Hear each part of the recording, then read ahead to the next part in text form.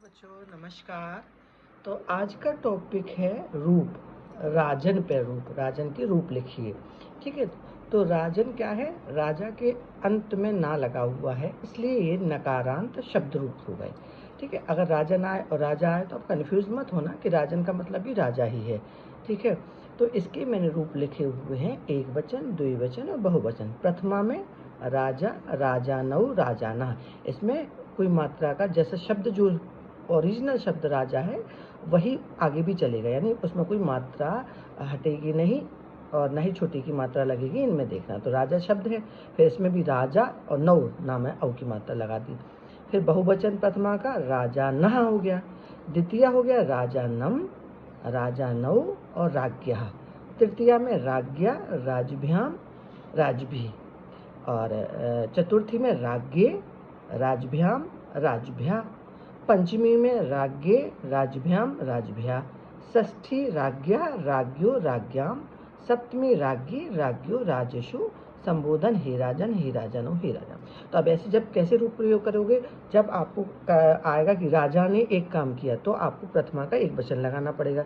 दो राजाओं ने, जब हिंदी का अनुवाद करते हो ना, तो तब इस तरह की लिखा हुआ होगा कि दो राजाओं ने ये काम किया, तो द्वितीय प्रथमा का द्विवचन लगाना पड़ेगा। और बहुत से राजाओं ने ये काम किया तो प्रथमा का बहुवचन लगाना पड़ेगा। अब द्वितीय के राजा को कब प्रयोग करोगे? जब कोई हिंदी में चिन्ह आएगा कि को, राजा को, ऐसा राजा को, एक राजा को, दो राजाओं को और बहुत सी राजाओं को। जब ये वाला चिन्ह हिंदी वाले सेंटेंस में आएगा, उसको आपको संस्कृत बनानी पड़ेगी, तो द्वितीय विभक्ति आपको यूज करनी पड़ेगी। यानी जब इसका चिन्ह को आएगा तो द्वितीय यूज करनी पड़ेगी।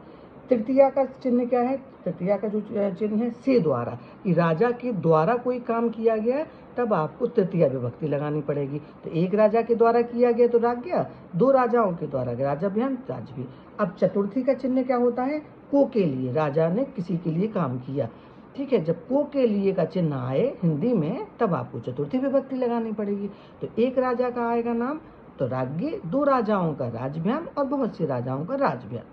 अब पंचमी का चिन्ह क्या होता है? ये चिन्ह इसलिए बता रहे हैं जो आपके कर्ता कारक हैं, कि चिन्ह के माध्यम से ही आप हिंदी से संस्कृत बना सकते हो, क्योंकि आपको चिन्ह का ज्ञान नहीं होगा तो आप कैसे विभक्ति यूज करोगे?